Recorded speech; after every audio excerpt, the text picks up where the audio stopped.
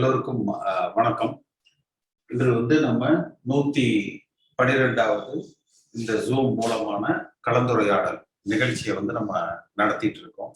இதுவரை 111 நிகழ்ச்சிகளை மிக வெற்றிகரமாக நம்ம நடத்தியிருக்கோம். பல கோடி பேர் இதை சமூக வலைதளங்கள்ல பார்த்திருக்கிறாங்க. பல லட்சம் பேர் இதுல பங்கேற்றிருக்கிறாங்க. பல ஆயிரம் பேர் இதுல கலந்து கொண்டு தங்கள் கருத்துக்களை தெரிவித்திருக்கிறார்கள். இன்றைக்கு நாட்டினுடைய 75வது சுதந்திர தினம். அது நாம் எல்லோரும் அந்த சுதந்திர தின வாழ்த்துக்கள், இந்த சுதந்திரத்திற்காக போராடியவர்களை நாம் நினைவு கூறுவோம். இதுல அதிமுகவுக்கு எப்ப சுதந்திரம் கிடைக்கும், பிஜேபிங்கிற எஜமான்ட்டு இருந்து அடிமைப்படுத்தப்பட்டிருக்கிற அதிமுகவுக்கு எப்படி சுதந்திரம் கிடைக்கும்ங்கிறது தான் ஒவ்வொரு அதிமுக தொண்டனுடைய எண்ணமாக இருக்கிறது. இதுல இந்த ஜூம்ல எல்லோருக்குமே பேசுவதற்கு வாய்ப்புகள் வழங்கப்படும். பேச விரும்புகிறவர்கள் சிறிதளவு கை உயர்த்தினீங்கன்னா உங்களுக்கு பேசுறதுக்குரிய வாய்ப்புகள் வழங்கப்படும். இன்றைக்கு குறிப்பாக நம்ம ஒரு 2-3 விஷயங்களை மட்டும் பேசலாம். ஒன்று, இந்த வெள்ளை அறிக்கைங்கிறது கொடுத்திருக்காங்க. அந்த வெள்ளை அறிக்கையில பார்த்தீங்கன்னா அதாவது 10 வருஷம் திரு ஓபிஎஸ் அவர்கள் நிதியமைச்சராக இருந்திருக்காரு. எடப்பாடி பழனிசாமி அமைச்சராக இருந்திருக்கிறார். இவங்க எல்லோருமே அமைச்சர்களாக இருந்திருக்கிறார். அந்த வெள்ளை அறிக்கையில குறிப்பிடத்தகுந்த முக்கிய அம்சம் என்னன்னா, அந்த பெட்ரோல், அதாவது எலக்ட்ரிசிட்டி சார்ஜஸ், இபி பில் 10 ஆண்டுகளாக உயர்த்தப்படவில்லை என்பது. பஸ் கட்டணம் உயர்த்தப்படவில்லை. அதே மாதிரி வீட்டு வரி உயர்த்தப்படவில்லை. குடிநீர் கட்டணம் உயர்த்தப்படவில்லை. இதுல துரதிர்ஷ்டம் என்னன்னா, இத திமுக அரசாங்கத்தை வெள்ளை அறிக்கை வெளியிட்டு சொல்றாங்க.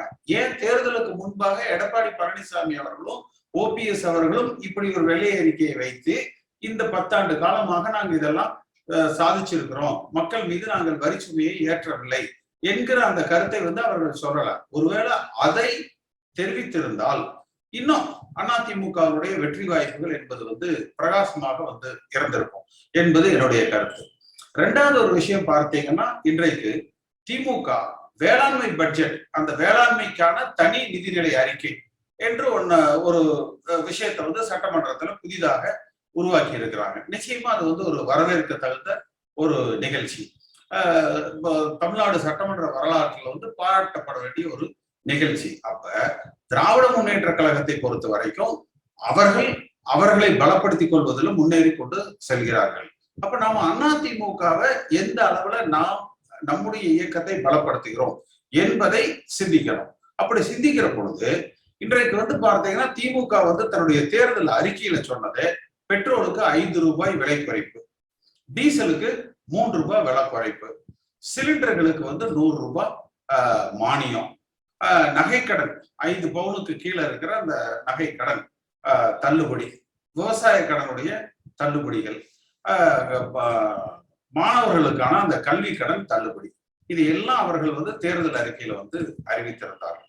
ஆனால் இந்த அறிவிப்புகள்ல அவர்கள் நிறைவேற்றியது என்பது வெறுமனே பெட்ரோலுக்கு 3 ரூபாய் மட்டும் நிறைவேற்றி இருக்கிறாங்க. அந்த பெட்ரோலுக்கு 3 ரூபாய் கொடுத்ததுனால பார்த்தீங்கன்னா அரசாங்கத்துக்கு ஒரு 1000 கோடி ரூபாய் செலவு அதிகம் ஆயிருக்கு.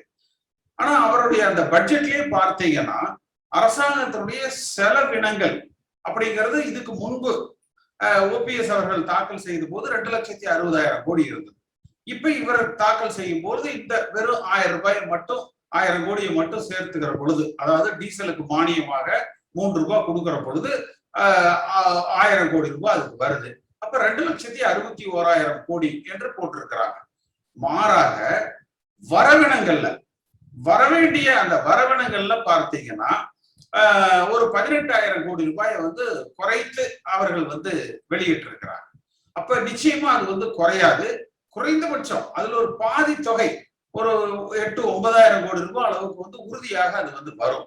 அதை அவர்கள் கணக்கில் எடுத்துக்கிட்டு நிச்சயமாக எந்த சமரசமும் இல்லாமல் பெட்ரோலுக்கு நீங்க 5 ரூபாய் கொடுக்கணும்.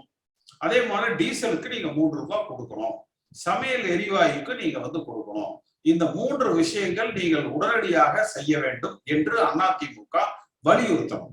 அதை ஏன் இவர்கள் வலியுறுத்தலைன்னு தெரியல. ஏன்னா இதை வலியுறுத்துகிற பொழுது பார்த்தீங்கன்னா, நீங்க டீசலுக்கு விலை குறைந்தால் எல்லா பொருள்களுடைய விலைகளும் குறையும். ஏன்னா உங்களுக்கு வந்து அந்த டிரான்ஸ்போர்டேஷன் காஸ்ட் வந்து எல்லா இடங்கள்லயுமே வந்து குறைஞ்சிரும். சாதாரண ஒரு கொரியர் கூட பாத்தீங்கன்னா பெட்ரோல் டீசல் விலை ஏறிச்சுன்னா கொரியருக்கு உண்டான காஸ்ட் கூட 50 பைசா 25 பைசா ₹1 உயர்த்திடுறாங்க. அப்ப எல்லா விலைவாசி ஏற்றங்களுமே கீழே வந்திருக்கும். அதனால அந்த டீசலுக்கு இவர்கள் வந்து குறைத்திருக்கணும். இதை வந்து குறைந்தபட்சம் ஏன் குறைக்கவில்லை என்று கூட இபிஎஸ் ஓபிஎஸ் கேட்க மாட்டேங்கிறாங்க. அதற்கு காரணம் என்னன்னா பாரதிய ஜனதா கட்சி வந்து இதை பேச மாட்டாங்க. ஏன் பாரதிய ஜனதா கட்சி பேச மாட்டாங்க? இந்த பெட்ரோல் டீசல் விலை உயர்வுக்கு காரணமே பாரதிய ஜனதா கட்சி தான். மத்திய அரசாங்கத்துல அதிகப்படியான வரிகளால் தான் இந்த பெட்ரோல் டீசல் விலைங்கிறது உயர்வு வருது. அப்ப அவங்க பேசுனாங்கன்னா பிஜேபி பேசுனாங்கன்னா என்ன ஆகும்? அப்ப நீங்க முதல்ல சென்ட்ரல்ல குறையுங்க, மத்திய அரசாங்கத்திலிருந்து இந்த பெட்ரோல் டீசல் விலைகளை குறையுங்க, நாங்க குறைஞ்சது ஒரு ₹3 குறைச்சிருக்கிறோம் என்கிற அந்த வாதங்கள் வந்து வரும். அந்த வாதங்களை தவிர்க்கிற வகையில பார்த்தீங்கன்னா பிஜேபியை சார்ந்தவர்கள் இதை வந்து பெருசா வந்து பேசல. அப்ப பிஜேபி ஒரு பக்கம் இதனால அனுகூலம் அடைகிறது, திமுக ஒரு பக்கம் வேளாண்மை பட்ஜெட் இந்த மாதிரி எல்லாம் போடுறதுனால சில அனுகூலங்களை அடைய முயற்சிக்கிறார்கள். அப்ப அதிமுக என்ன செய்யணும்? நீங்க ஏன் அந்த டீசலுக்கு ₹3 குறைக்கல? ஏன் பெட்ரோலுக்கு நீங்க வந்து ₹5 பதிலாக ₹3 தான் குறைச்சிருக்கீங்க, இன்னும் ₹2 நீங்க வந்து குறைக்கல, சிலிண்டர் மானியம் ஏன் கொடுக்கல என்று சொல்லி இப்ப ஸ்டாலின் அவர்கள் என்னெல்லாம் பேசினாரு? நான் கலைஞரின் மகன், சொன்னதைத்தான் செய்வேன், செய்வதைத்தான் சொல்லுவேன், இதெல்லாம் பேசினாரு. அப்ப ஏன் நீங்க சொன்னதை செய்யல என்று அதிமுக தமிழ்நாடு முழுக்க போராட்டத்துல இறங்கி இருக்கணும். நாடு முழுக்க அப்ப மக்களது கவனத்தை பெற்றிருக்கும். ரெண்டாவது, அதுல ஒரு சாரார் மட்டும்தான் பலன் அடைவாங்க இந்த பெட்ரோல் டீசல்ல, மற்றவங்களுக்கு அதுல பெரிய பலன் இல்லைன்னு கிடையாது. சாதாரண ஒரு 2 வீலர் மஃபட் வச்சிருக்கிறவங்கள இருந்து பென்ஸ் கார் வச்சிருக்கிறவங்க வரைக்கும் அவ்வளவு பேரும் அதனால வந்து பலன் அடைவார்கள். அப்ப விலைவாசி வந்து இதுல வந்து கட்டுக்குள்ள வரும், இறங்கும், எல்லா பல தரப்புக்கும் இது வந்து நடந்திருக்கும். ஆனா இதனுடைய செலவுகள்னு பார்த்தீங்கன்னா வெறும் 5000 கோடி ரூபாயா தான் இருந்திருக்கும். இவங்க என்ன செய்திருக்கணும்? நீங்க ஒரு எம்ஆர் விஜயபாஸ்கர் வீட்டுல ரைடு நடந்ததுன்னா நாடு முழுக்க இவங்க வந்து கண்டன ஆர்ப்பாட்டம் வந்து எல்லாரும் வந்து நடத்துறாங்க. ஆனா இதுக்கெல்லாம் அவங்க வந்து நடத்தி இருக்கணும். நாடு முழுக்க பெட்ரோலுக்கு நீங்க ₹5 கொடுக்கணும், டீசலுக்கு ₹3 கொடுக்கணும், கேஸுக்கு நீங்க வந்து அத ₹100 அந்த மானியம் வந்து நீங்க சொன்னதை கொடுக்கணும். கலைஞரின் மகன் நான் சொன்னதை செய்வேன், செய்வதை சொல்வேன் சொன்னீங்க, இப்ப செய்ய தவறிவிட்டீர்கள், அதனால இது உடனடியாக நீங்கள் வந்து செய்ய வேணும்னு சொல்லி இவர்கள் அந்த போராட்டத்தை அறிவித்திருக்கணும். அப்படி வந்து அறிவிக்கல. அப்ப அறிவிக்காத பொழுது பின்புலத்துல திமுக, இபிஎஸ் ஓபிஎஸ், பாரதிய ஜனதா கட்சி இவங்களுக்குள்ள ஏதேனும் ஒரு கை கோர்க்கிறார்களோ மறைமுகமாக? ஏன்னா இப்ப இவங்களுடைய முக்கிய நோக்கம் பார்த்தீங்கன்னா வழக்குகள்ல இருந்து இவர்கள் தப்பித்து வெளியில வர்றது. நேற்று கூட வேலுமணி அவர்கள் பார்த்திருப்பீங்க, கோயம்புத்தூர் வந்திருப்பாரு, ஒரு 1000 அடிவருடிகளை எல்லாம் கூப்பிட்டு வச்சு அவர் பேசுறதுல முக்கிய சாராம்சம் வந்து தான் யோகியன் அப்படிங்கிறத சொல்லியிருப்பாரு. அதை தவிர வேற எதுவுமே கிடையாது. இன்னும் பார்த்தீங்கன்னா கொடநாடு கொலை வழக்கு இருக்கு, பொள்ளாச்சி பாலியல் வழக்கு இருக்கு. அப்ப இது எல்லாமே அப்ப யார் செய்தார்கள்? அதற்கு காரணமானவர்கள் யார்? இப்ப கூட நேத்து கூட பொள்ளாச்சி பாலியல் வழக்குல வந்து தகவல் தொழில்நுட்பத்துல வேலுமணியால நியமிக்கப்பட்ட ஒரு நபர் தானே சிபிஐ வந்து கைது செஞ்சிருக்கிறாங்க. அதே போல நாளைக்கு கொடநாடு கொலை வழக்கு, அது அம்மா அவர்களது இடம் இல்லையா, அவர்கள் வாழ்ந்த இடம் இல்லையா, அப்ப அது வரும். அப்ப இவர்களது நோக்கம் என்பது திமுகவோட பேரம் பேசி எங்களை இதை செய்யாதீங்க, பேரளவுக்கு ஒரு சின்ன ரைடு என்பதை வந்து நீங்க காமிச்சு பத்திரிகை விளம்பரத்தோடு நிறுத்தி கொள்ளுங்கள். மத்திய அரசாங்கத்துக்கிட்ட நாங்கள் என்றென்றும் உங்களது அடிமைகள், நீங்கள் எங்களை வந்து காப்பாற்றுங்கள், மேற்கொண்டு வழக்குகள் வராம பாத்துக்கங்க, உங்க மனம் போல உங்கள் மனம் போனாமல் நாங்கள் நடந்து கொள்கிறோம்னு அங்க அதிமுக என்கிற மாபெரும் இயக்கத்தை அடிமைப்படுத்துகிறார்கள். இது போல போச்சுன்னா நாம வருகிற தேர்தல்களில் ஒரு வலிமையான கட்சியாக, வலிமையான அதிமுகவாக நாம் எப்படி வந்து வென்றெடுக்க முடியும்? அப்படி வென்றெடுக்க வேண்டும் என்றால் மக்களது அத்தியாவசிய பிரச்சனைகளுக்கு அதிமுக களம் இறங்கி போராட வேண்டும். அப்ப மக்கள் பிரச்சனைகளுக்கு, அத்தியாவசிய பிரச்சனைகளுக்கு அதிமுக என்கிற மாபெரும் இயக்கத்தினுடைய வாக்கு வங்கியை தக்க வைப்பதற்கு, தொண்டர் பலத்தை தக்க வைப்பதற்கு, மக்கள் நலனுக்காக போராடுவதை தவிர்த்து விட்டு இவர்களை காப்பாற்றிக் கொள்வதற்காக மட்டுமே இவர்கள் குறியாக இருக்கிறார்கள். பாரதிய ஜனதா கட்சி இந்த சூழ்நிலையை பயன்படுத்தி அவர்களை பலப்படுத்திக் கொள்வதற்கு அவர்கள் தயாராக இருக்கிறார்கள். அதிமுக தொண்டர்கள் அதாவது இப்ப இந்த பிரச்சனை ரைடுங்கிறதெல்லாம் யாருக்கு? அமைச்சர்களாக இருந்த ஒரு 10-15 பேருக்கு. இந்த 15 பேருக்காக ஒரு அதிமுக என்கிற ஒரு மாபெரும் இயக்கம், எம்ஜிஆர் இந்த இயக்கத்தை ஆரம்பித்ததே ஊழலுக்கு எதிராகத்தான். இந்த ஊழல்வாதிகளுக்கு கவசமாக இந்த ஊழல்வாதிகளை பாதுகாப்பதற்காக எதுக்காக அதிமுக இவர்களிடத்துல வந்து அடிபணியணும்?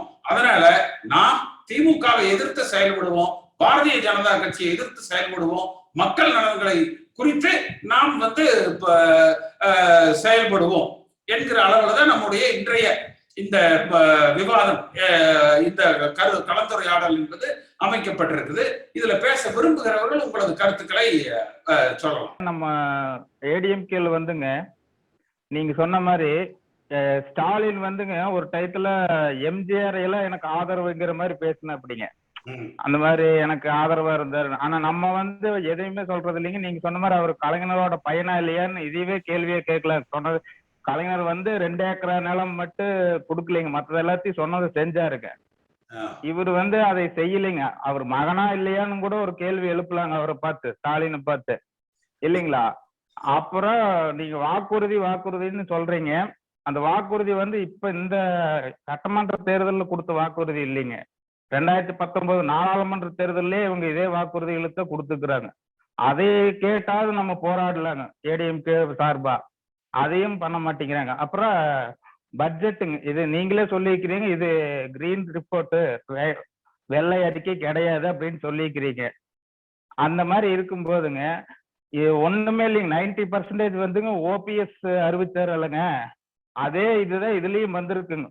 ஒரு ஐடி விங் சார்பா கம்பேரிசனா ஒரு வீடியோ போட்டிருந்தா கூட போதுங்க. அவர் என்ன சொன்னாரு, இவர் என்ன சொன்னாரு, அவர் எதை பேசுறாரு, இவர் எதை பேசுறாரு, இந்த இதை வந்து கம்பேர் பண்ணி போட்டிருந்தாலே இன்னைக்கு தெரிஞ்சிருக்குங்க இது வெறும் வேஸ்டான அறிக்கை அப்படிங்கிறது தெரிஞ்சிருக்குங்க. பாராட்டக்கூடியது இந்த வேளாணுக்கு தனி பட்ஜெட்டுங்கிறது பாராட்டலங்க, இல்லைன்னு சொல்லலைங்க. இதையெல்லாம் எடுத்து போராட்டம் நடத்துவாங்கன்னு பார்த்தா இவங்க எதுவுமே பண்ணலைங்க. நானும் கூட உங்களுக்கு ஸ்டார்டிங்ல வீரவசனம் எல்லாம் பேசிட்டேங்க, எடப்பாடி அவர்கள் ஆட்சிக்கு வருவார் அப்படின்னு உங்களுக்கு மெசேஜ் பண்ணியிருந்தேங்க. அப்போ காலப்போக்குல பார்க்கும்போது நானே என்னை திருத்திக்கிட்டேங்க, இது தவறு அப்படின்னு சொல்லி. இப்ப கொங்குலையே அவங்க வந்து அதிகமா 66 சீட் கொடுத்துருக்காங்க இல்லைங்களேங்க. இப்ப என் தொகுதி வந்து பல்லட தொகுதிங்க. பல்லடத்துல வந்து பார்த்தோம்னா ஒரு 3 வருஷத்துக்கு முன்னாடி 60,000 ஓட்டு லீடிங்க. அதுக்கப்புறம் 3 எலெக்ஷனுக்கு முன்னாடிங்க அப்புறம் 30,000 வந்துச்சுங்க, இப்ப 15,000 வந்துருச்சுங்க. நெக்ஸ்ட் எலெக்ஷனுக்கு கண்டிப்பா டிஎம்கே வர்றதுக்கு வாய்ப்பு இருக்குதுங்க. அப்புறம் தாராபுரத்தை விட்டோமுங்க, நம்ம பிஜேபி கொடுத்தோம். தாராபுரத்துல வந்து கவிதா செல்வராஜ் அவங்கள அமைச்சரை போட்டு அதைய ஆக்கிரமிப்பு பண்றதுக்கு வேலை நடக்குதுங்க. அது போக அவனாசியிலும் அடுத்த தடவை தனபால் அவர் நின்னாருன்னா அவனாசியிலும் டவுட்டுங்க. அது எனக்கு தெரிஞ்ச சர்க்கிள் எல்லாம் சொல்றாங்க, இவரே தொடர்ந்து இருந்தா ஒரு சலிப்புத்தன்மை வருது அப்படின்னு சொல்றாங்க. இதெல்லாம் யோசிச்சு பார்க்கும்போது நீங்க சொன்னதுதான் கரெக்டுங்கிற மாதிரி எனக்கு தோணுதுங்க. ஓகே சார், இப்போ எல்லாருக்கும் இனிய சுதந்திர தின வாழ்த்துக்கள். அப்புறம் விஜய் பாரத் மஸ்கட்ல இருந்து பேசுறேன் சார். அப்புறம் நம்ம இந்த லாஸ்ட் இந்த பட்ஜெட் செஷன் இப்ப நடந்துட்டு இருக்கு. அதுல வந்து பட்ஜெட் செஷன் ஆரம்பிக்கிறதுக்கு முன்னாடியே வந்து நம்ம வெளிநடப்பு பண்ணிட்டாங்க. நம்ம கட்சியில உள்ள எல்லாருமே வந்து வெளிநடப்பு பண்ணிட்டாங்க. இது வந்து ஒரு கரெக்டான ஒரு டெசிஷன் பாக்குறீங்களா, இல்ல நம்ம பங்கேற்றிருக்கணுமா அப்படிங்கறது? ஏன்னா அவங்க டிஎம்கே பீரியட்ல அவங்க பண்ணாங்கிறதெல்லாம் அப்படி, அது வேற விஷயம். இப்ப இது வந்து நம்ம இதை புறக்கணிச்சது நல்ல விஷயமா படுதா எப்படி? இல்ல அது தப்பு. அது நீங்க சமூக வலைதளத்துல என்ன போடுறான், ஆன்லைன்ல கம்ப்யூட்டர்ல பட்ஜெட் வச்சோன்னே இவன் எல்லாம் கை நாட்டு படிக்க தெரியாது போடுறாங்க. ஓகே, நீங்க மாறாக உள்ள கலந்துட்டு நீங்க ஏன் பெட்ரோலுக்கு 5 ரூபா சொல்லிட்டு 3 ரூபா தான் குறைச்சிருக்கீங்க, ஏன் டீசல்? ஏன்னா வந்து இதுக்கு முன்னாடி வந்து நம்ம அதிமுக ஆட்சியில வந்து இருந்தப்ப வந்து எதிர்கட்சிகள் குரல் கொடுத்த அளவுக்கு இவங்க இப்ப குரல் கொடுக்க மாட்டேங்கிறது ரொம்ப வெளியில வந்தாது பத்திரிகையாளர்கள்ட்டையாவது காரசாரமா இதெல்லாம் தப்புன்னு பேச முடியும். இன்னைக்கு வரைக்கும் இபிஎஸ்ஓ ஓபிஎஸ்ஓ இந்த பழைய அமைச்சர்களோ இந்த பட்ஜெட்ல இதெல்லாம் நிறை, இதெல்லாம் குறை, இதெல்லாம் தவறு அப்படின்னு ஒரு வார்த்தை பேசல. அப்ப எனக்கு ஸ்டாலின் ஏதாவது ஒரு பேக் டீல் போட்டாங்களா? எங்களை கைது செய்யாதீங்க, உங்க குறைகளை பத்தி நாங்க பேச மாட்டோம், எங்க கொள்ளையை பத்தி நீங்க பேசாதீங்க. பிஜேபிக்கு எப்படின்னா இதை பத்தி யாரும் பேசாத பொழுது முருகன் வந்து பாத்தீங்கன்னா நாளையில இருந்து கொங்கு மண்டலத்துல, அதாவது கோவை, திருப்பூர், ஈரோடு, சேலம் இதுல எல்லாம் வந்து அவர் இதை ஆசீர்வாத யாத்திரான்னு சொல்லி போய் நாங்க பிஜேபிய கட்சியை வளர்த்திக்கிறோம், இது மாதிரி ஒரு டீல்ல ஓடுதான்னு சொல்லி தெரியல. அதனாலதான் நம்ம இந்த தலைப்பை எடுத்ததே, நாம களம் இறக்கி அந்த அதிமுகங்கிற கட்சியை வந்து வலிமைப்படுத்தணும். இல்ல அதான் ஏன்னா உங்களோட குரலே ஒழிக்க மாட்டேங்குது. ஒரு டீல் பேச அதுவும் ஒரு பயந்து ஒரு தயக்கத்தோட இருக்க மாதிரியே ஒரு ஃபீல் இருக்கு எல்லாத்துக்குமே. அடுத்து நம்மள வச்சிருவாங்களோ, நம்மள கை வச்சிருவாங்களோ அப்படிங்கிற ஒரு பீதியிலே இருக்காங்க. பட் இன்னும் வேலுமணி வந்து இன்னும் கொஞ்சம் அக்ரெசிவா தான் பேசிக்கிட்டு இருக்கிற மாதிரி தெரியுது. என்ன அவர் என்ன தைரியத்துல இருக்காருன்னு தெரியலையே. என்னை ஒண்ணும் பண்ண முடியாது, நான் வந்து நான் போன ஆட்சி இது நிலைக்கிறதுக்கு நான் தான் காரணமா இருக்கேன் அப்படின்ற மாதிரி அவர் தொடர்ந்து அவர் பேசிட்டு இருக்காரு. இப்ப 2 நாளைக்கு முன்னாடி கூட அவரோட மீட்டிங் எல்லாம் அப்படித்தான் இருக்கு. இது அவரு என்ன பேக்கப் பிஜேபியில பேக்கப் பண்ணிடுவாங்கன்னு இன்னமும் அவர் தொடர்ந்து நம்பிக்கை இருக்காரு. அதாவது ஆட்சி நினைக்கிறதுக்கு இவர்தான் காரணம்னா எந்த விதத்துலங்க? அதான் சொல்றேன், இவ்வளவு நாள் அந்த சொல்லலை இப்ப ஓப்பனாவே சொல்றாரு. அவர் என்ன சொல்றாருன்னா, எல்லா எம்எல்ஏக்கு மாசத்துக்கு ஒரு அமௌண்ட் கொடுத்துக்கிட்டு இருந்தேன்னு சொல்றாரா? மாசம் 10 லட்சம் ரூபாய் ஒரு எம்எல்ஏக்கு நான் கையில கொடுத்துக்கிட்டு இருந்தேன். அதோட அர்த்தம் உள்ள அர்த்தம் என்னன்னு தெரியல. ஏன்னா நீங்களும் அந்த பேட்டி பார்த்திருப்பீங்க சொல்றாரு. அந்த பணம் அவருக்கு எப்படி வந்ததுங்கிறதா தோன்றணும். இப்ப அதோட அவங்களும் திமுகவும் அது அவர் ஒரு சாஃப்டான இதுலதான் எஸ்பி வேலுமணியை ஹேண்டில் பண்றாங்களா அப்படிங்கிற மாதிரி ஒரு இது இருக்கு. ஆமா, அப்புறம் அப்படி பண்ணா தானே இவங்க வசூல் ஆரம்பிக்க முடியும். வணக்கம்ங்க, நான் இந்த சேலம் மாவட்டத்துல இருந்து பேசுறேன். எல்லாருக்கும் சுதந்திர தின நல்வாழ்த்துக்கள். நான் இங்க சேலத்துல இருந்து பேசுறேங்க. இங்க ராஜமணிக்கம்ட்டு இருந்தாருங்க தலைவருக்கு, அவரு இப்ப இறந்துட்டாரு. அவரோட பேரன்தான் நானு. இங்க வந்து என்னன்னா, இப்ப நான் ஏதாவது அடிப்படை பிரச்சனையை பத்தி நம்ம பேசணும்னா, எனக்கு தெரிஞ்சது இப்ப எங்க ஊர்ல நடக்கிறத பத்தி சொல்றேங்க. என்ன நடக்குதுன்னா, இப்ப நம்ம ஆட்சியில இருந்தப்ப இங்க வந்து எல்லாமே சீரா முறைப்படி நடந்துட்டு இருந்துச்சுங்க. இப்ப அவங்க வந்ததுக்கு அப்புறமேட்டு இப்ப ரேஷன் கடையில வந்துட்டாங்கய்யா. வந்தோடனே என்னன்னா, வரிசையா வந்து இப்ப நாங்க தான் கொடுப்போம், இப்ப யாரு கொடுக்குறாங்கன்னு தெரியுமா, இப்ப இந்த இது இப்ப யார் உங்களுக்கு சலுகை எல்லாம் கொடுக்குறாங்கன்னு தெரியுங்களா, இதெல்லாம் எங்க தலைவர் தான் பண்றாருன்னு திமுக ஆளுங்க வந்து பண்றாங்க. ஆனா இருக்கு, இப்ப பஞ்சாயத்து எலெக்ஷன் ஆகட்டும், இது ஜெயிச்சதாகட்டும், நம்மளுங்க ஜெயிச்சாங்க. ஆனா இப்ப பஞ்சாயத்து தலைவர் ஆகட்டும், அப்புறம் நம்ம ஆளுங்க ஜெயிச்சவங்களாகட்டும், யாரும் அதை கேட்கறது இல்லைங்க.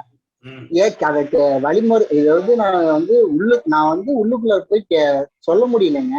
ஆனா அத வந்து இருக்கிறவங்க எல்லாம் பெரியவங்க, நம்ம இப்பதான் இது அடிப்படை தொண்டனாதான் வந்து இருக்கோம். அப்படிங்கிறப்ப யாரும் அதை போய் கேட்க மாட்டேங்கிறாங்க. ஏங்க இது எங்க பஞ்சாயத்துங்க, நாங்க கொடுக்குறோம்னு கேட்க மாட்டேங்கிறாங்க. எங்க கவுன்சிலரும் வந்து எதுவும் கேட்க மாட்டேங்கிறாங்க. அதுதாங்க நான் இப்ப வந்து நாங்க இப்ப இளைஞர் எல்லாருமே போய் கேட்டதுக்கு, இப்ப இருங்க நாங்க என்ன மேல் இடத்துல பேசிட்டு சொல்றோம் அப்படியே அமுத்திட்டாங்க. இப்ப அவங்க எல்லாருமே கொடுத்து முடிச்சுட்டாங்க. இப்ப அதுதாங்க இருக்கும். அதனால இவங்க கேட்க மாட்டாங்க, பேச மாட்டாங்க, நம்ம அதை செய்வோம் சார். இப்போ நம்ம இருக்கிற போயிட்டு இருக்க காலகட்டத்துக்கு நம்ம இயக்கம் வந்து கண்டினியூ ஆகும்னா சார், சில இந்த காலகட்டத்தை தகுந்த மாதிரி இயக்கத்தில் நிறைய மாற்றங்கள் வேணும் சார். பட் நம்ம இப்ப இருக்கிற நம்ம இபிஎஸ்ஓ இல்லை ஓபிஎஸ் அவர்களோ எதுவுமே நடக்கிற மாதிரி தெரியல. ஆல்ரெடி இரட்டை தலைமை, இந்த இரட்டை தலைமையில வந்து இரட்டை தலைமை இருக்கிறதே கட்சிக்கு பெரிய தலைவலி. அது இரட்டை தலைமை இருந்தா ஒரு டிசிஷன் மாறும், ஒரு டிசிஷன் மாறாது. ஸோ இப்ப போயிட்டு இருக்கப்போ பார்த்தா நம்ம இயக்கம் வந்து இருக்குமா இல்லையான்னு எங்களுக்கு எல்லாம் பயமா இருக்குது. நாங்களாம் இளைஞர்கள் இதுக்கு ஒரு நல்ல தீர்வு வந்து சார், நம்ம தொண்டர்கள் எல்லாம் சேர்ந்துதான் முடிவெடுக்கணும். நம்ம எல்லாம் மேல பண்றவங்களை பார்த்துட்டே இருக்கோம். பட் கீழே எதுவுமே நடக்கிறது இல்ல. கீழே இருக்கிற இயக்கத்துக்காக நிறைய வேலை செய்யறோம், தொண்டர்கள் நிறைய வேலை செய்யறோம். பட் மேல வந்து அவங்க டிசிஷன் பண்ணி அவங்க டிசிஷன்ல போயிட்டே இருக்காங்க. பிஜேபி சப்போர்ட் பண்றாங்களா, இல்ல டிஎம்கே சப்போர்ட் பண்றாங்களா, இல்ல இவங்களோட பயத்தினால எதுவும் பேச மாட்டேங்கிறாங்களா, எதுவுமே தெரியல நமக்கு. நீங்க சொன்ன மூணும் இருக்குது. பிஜேபியை சப்போர்ட் பண்றாங்க, இவங்க மேல வழக்கு வந்துடும் பயப்படுறாங்க. திமுகவோட ஒரு மறைமுக டீல் போடுறதுக்கு முயற்சி செஞ்சுக்கிட்டு இருக்கிறாங்க. இப்படி போனா அப்புறம் இந்த இயக்கம் ஒரு இயக்கம் அடுத்த 5 வருஷத்துல என்ன ஆயிரும்? இந்த 10 பேர் மட்டும்தான் இயக்கம்னு நம்ம ஏன் எடுத்துக்கணும்? இவங்களை தள்ளி வச்சுட்டு மிச்சம் இருக்கிற தொண்டர்கள் இணைந்து பண்ண வேண்டியது தானே? கண்டிப்பா பண்ணலாங்க ஐயா. அதுக்கு ஒரு முன்னெடுப்பு நீங்க ஏதாவது பண்ணாதான் நல்ல நாங்களா சப்போர்ட் பண்ணுவோங்க ஐயா. அதுக்குதானே உங்களை எல்லாம் கூப்பிட்டு வச்சு இப்ப பேசுறோம். கண்டிப்பாங்க ஐயா. அப்படிங்கறத நம்ம இப்ப செய்கிற பணி. கண்டிப்பாங்க ஐயா. நான் சிவகாசி பக்கத்துல திருத்தங்கல்ங்கிற ஊர்ல இருந்து பேசுறேன் சார். கருத்து கேட்டதுக்கு நன்றி. முதல்ல ஒரு விஷயம் சார், இன்னைக்கு இவங்க அதிமுகன்னு இபிஎஸ் ஓபிஎஸ் தரப்ப யோசிக்கிறதே வந்து தப்பு சார். அது ஒரு கட்டாயத்து மூலமா வாங்கி கொடுத்துருக்காங்க. இப்ப எம்ஜிஆரும் அவங்க வளர்த்ததுல அம்மா கடைசி பெரியார தந்தை பெரியார் தான் சொன்னாங்க. அவங்க ஆன்மீகத்துல ஈடுபட்டு, ஆனா பெரியாரை இழிவுபடுத்தி பாஜக பேசுறப்ப அதிமுக தொண்டர்கள் கொதிக்கல. அப்ப இங்க நண்பர்கள்ட்ட சொல்லுவேன், நீங்க என்னைக்கா ஜெயலலிதாவும் ஒழிகன்னு சொன்னா கூட நீங்களே சொல்ல போறீங்க அப்படின்னு. அதையே காப்பாற்ற கொள்கை ரீதியா வந்து இவங்க அதிமுக வந்து இபிஎஸும் ஓபிஎஸும் காப்பாத்துவாங்க அப்படின்னு நினைக்கிறது வந்து ஒரு நம்மளே ஏமாத்திக்கிற விஷயம் தான் சார். 2-3 மீட்டிங் நடுவுல வரல, கொஞ்சம் பிஸியா இருந்தேன். ஒண்ணும் இல்ல சார். இப்ப என்னன்னா, இப்ப பாருங்க, இப்ப பட்ஜெட் அறிக்கையை பத்தி நீங்க வந்து கவலையா சொன்னீங்க, எந்த ஒரு எதிர்ப்பும் இல்லை அப்படின்னு. முதல்ல நம்ம பட்ஜெட்டே எடுத்துக்குவோம். அவங்க கொடுத்த அந்த வெள்ளை அறிக்கை, அந்த பில்டப், அதுக்கும் பட்ஜெட்டுக்கும் எந்த சம்பந்தமுமே கிடையாது. ஒண்ணு. ரெண்டாவது, இந்த பட்ஜெட்ல அநேகமா வந்து அவங்க ஏதாவது நிதி ஒதுக்கணும், அதாவது நிதி அமைச்சருக்கு தமிழ் கற்றுக் கொடுக்க. அந்த கேவலமான நிலைமையில தான் திமுக இருக்கு இன்னைக்கு. என்ன தமிழ்னு சுத்தமா தமிழை அழிச்சதே அவங்கதான். சோ அதை விடுங்க, இப்ப நம்ம பிரச்சனைக்கு வருவோம் சார். நம்ம பொறுத்த வரைக்கும் நம்ம வந்து இன்னைக்கு வந்து அடையாளம் கொஞ்சம் கொஞ்சமா அழிஞ்சிட்டு வருது. நம்ம ஆணித்தரமா நம்புறது என்னன்னா, நம்ம பிரசன்ஸ் வந்து டிவிலையும் மீடியாலையும் இல்லாத வரைக்கும் நம்ம வந்து ஒரு கட்சிங்கிற அங்கீகாரமே போய்கிட்டு வருது. இப்ப பாத்தீங்கன்னா பிரதான எதிர்கட்சியா யாரு பாத்தீங்கன்னா, இப்ப உண்மையிலே யார் திகழ்ந்துகிட்டு இருக்கான்னா, மக்கள் நீதி மையம் வந்து ரொம்ப ஆக்டிவா இருக்காங்க. இப்ப பாஜக கூட இதுல பார்ட்டிசிபேட் பண்றது இல்ல ஊடக விவாதங்கள்ல. சோ பாஜக கூட அந்த லைம் லைட்ல கிடையாது. இப்ப லைம் லைட்லயும் பாத்தீங்கன்னா எல்லா விவாதத்திலையும் மக்கள் நீதி மையம் வராங்க, அவங்க வந்து எடுத்துரைக்கிறாங்க, நிறைய போராட்டம் நடத்துறாங்க. நேத்து அட்லீஸ்ட் கமல்ஹாசன் வந்து ஒரு அறிக்கை சரி விடுறாரு, இந்த பட்ஜெட் வந்து ஒழுங்குமுறையில இல்ல, ஏமாற்று வேலையா இருக்கு அப்படின்னு. சோ அவங்க இதே மாதிரிதான் சில கருத்து கணிப்புகள் என்ன சொல்லுதுன்னா, இப்படி இந்த கழகங்கள் வந்து கரைந்து போகவும், மக்கள் நீதி மையத்துக்கு அடுத்த ஏன்னா நாம் தமிழர் கட்சிக்கு அந்த வாய்ப்பு சொல்ல, ஆனா மக்கள் நீதி மையத்துக்கு கண்டிப்பா ஒரு ஆப்பர்ச்சுனிட்டி கிடைக்கும், அந்த மாதிரி தான் பேசிட்டு இருக்காங்க. சோ இந்த மாதிரி நிலையில நம்ம என்ன பாக்குறோம்னா, நம்ம கிட்டத்தட்ட கட்சியை வந்து பாஜகவுக்கு அடகு வச்சாச்சு. பாஜக தான் அவங்கள குறை சொல்றதை விட நாம இத கையில எடுத்து கொண்டு போலாங்கிறது தான் டைரக்ஷன் நம்ம இப்ப. ஆமா. சோ இப்ப என்னன்னா, கிட்டத்தட்ட பாஜக வந்து எல்லாமே ஒரு டாமினன்ட் ஃபோர்ஸா வந்துட்டு இருக்கு. இப்ப நான் என்ன சொல்றேன் சார், நீங்க வந்து இப்ப ஆரம்பிக்க வேண்டியது உங்க முயற்சி, நீங்க தொண்டர்களை வச்சு ஆல்டர்னேட்டிவா அதுக்கு இப்பயே வித்துட்டு நான் உங்களுடைய குரல் வந்து எதிரொலிக்க ஆரம்பிக்க வேண்டும், ஒரு எதிர்கட்சியாக எதிரொலிக்க ஆரம்பிக்க வேண்டும். அப்பதான் நமக்கு வந்து கொஞ்சம் கொஞ்சமா சப்போர்ட் வரும். அதாவது இப்ப எல்லாம் இப்ப நம்ம கூட்டத்திலே பாருங்க, இங்கேயே நிறைய தொண்டர்கள்லாம் வெறுத்து போய் பேசுறாங்க. இந்த விரக்தி என்ன ஆகும், நாளைக்கு அவங்க கட்சி மாறிடுவாங்க, வேற ஏதாவது கட்சிக்கு பார்த்தா இந்த கட்சியில தான் சேர்ந்து போவோம், திமுகவை எதிர்க்கணும், எந்த கட்சியில இருந்தாருன்னு அந்த மாதிரி நிலைமைக்கு வந்துருவாங்க. சோ அந்த நிலைமைக்கு அவர்கள் தள்ளப்படுவதற்கு முன்னால் நீங்க வந்து ஒரு ஹோப் கொடுக்கணும். நீங்க ஒரு பத்திரிகை அறிவிப்போ ஏதோ சொல்லி இந்த மாதிரி கட்சி சோடை போய் கொண்டிருக்கிறது, அதற்காகவே நான் வந்து இந்த கட்சிக்கு முன்னெடுத்து செல்லுகிறேன், அதனாவது ஊழலற்ற கட்சியாக நம்ம பழைய கொள்கையெல்லாம் கொண்டாடுவோம் திரும்ப. என்ன தலைவர் எம்ஜிஆரோ தலைவி ஜெயலலிதாவோ என்னென்னலாம் செஞ்சாங்களோ, என்னென்னலாம் சொன்னாங்களோ பேசினாங்களோ, அவங்க கொள்கைகளை மீண்டும் முன்னெடுத்து என்ன இது என்னன்னா, சுத்தமா வந்து அதிமுக வந்து இன்னைக்கு வந்து ஒரு உயிரே இல்லாம இருக்கு. அதுதான் ரொம்ப வருத்தமா இருக்கு. இப்ப பட்ஜெட்லயே பாத்தீங்கன்னா, இப்ப 2 கழகங்களையும் வந்து சில விஷயங்கள் நம்ம குறை கொடுத்தான் செய்யணும். நம்ம ஃப்ரீபீஸ் எல்லாம் நிறைய கொடுத்தோம், இலவசமா கொடுத்து இன்னைக்கு பட்ஜெட் வந்து அதாவது நிதிநிலை வந்து ரொம்ப மோசமா இருக்குங்கிறோம். கண்டிப்பா இருக்கு. ஆனா எல்லாத்தையும் தவிர்த்து நம்ம வந்து இப்ப இந்த டாஸ்மாக் மேலதான் முழுமையாக நம்பிக்கொண்டிருக்கிறோம் ஒரு முதன்மை வருவாயா. இப்ப இந்த பனையை பத்தி, பனைக்கு பனைமரம் நடுதல், பனைமரத்தை வெட்டணும்னா மாநிலத்துல ஏதாவது கலெக்டர்கிட்ட பர்மிஷன் வாங்கணும், இந்த மாதிரிலாம் கொண்டாந்துருக்காங்க. இதை வந்து சார் நான் வந்து ஒரு 6-7 மாசம் எலெக்ஷனுக்கு முன்னாடியே நம்ம எடப்பாடியாருக்கு ஒரு வீடியோவா போட்டேன், 2 நிமிஷம் 2.5 நிமிஷத்துல. பனை என்பது முக்கியத்துவம் என்ன, திரும்பவும் நம்ம கல் எடுக்க ஆரம்பிக்க வேண்டும். இந்த கல்லு என்ற ஒரு விஷயம் இல்லாதனாலதான் இந்த குவார்டர் இந்த டாஸ்மாக் பத்தி நான் பேசியே ஆகணும். இந்த டாஸ்மாக்ல அதிகமா விற்கப்படுவது நமது இந்த குவார்டர். ஸோ டாஸ்மாக்கு அதிகப்படியான கஸ்டமர் யாருன்னு பாத்தீங்கன்னா இந்த குவார்டர் வாங்குவார்கள். 80% கஸ்டமர்கள் அந்த கடுமையாக உழைத்து வீட்டுக்கு அலுப்புடன் செல்லும் அது தொழிலாளி. வீட்டுக்கு போயில அவன் அந்த உடல் சார்பாக குடிச்சிட்டு போறான். அந்த மருந்து அவனுக்கு கொடுக்கும் மருந்து கீழ்த்தட்டமா ரொம்ப மட்டமான குவாலிட்டியா இருக்கு. சார், நான் சேலம் மாவட்டம் ஓமலூர் வட்டம் சக்கரை செட்டிப்பட்டி கிராமத்துல இருந்து சார்.